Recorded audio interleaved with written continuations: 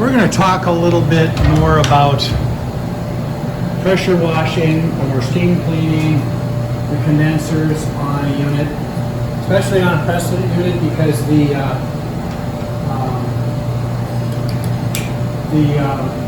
condensers are curved.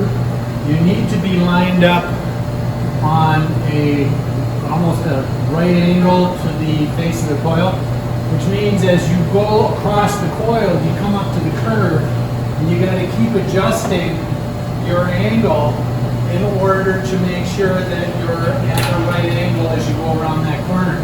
If you don't do that, you're going to take your pressure washer wand and you're going to close up those fins, ruining your condenser.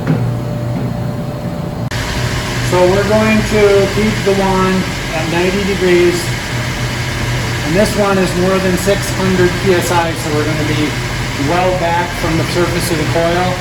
And as we go around the curve and as we go up and down, we're going to keep the control at right angles.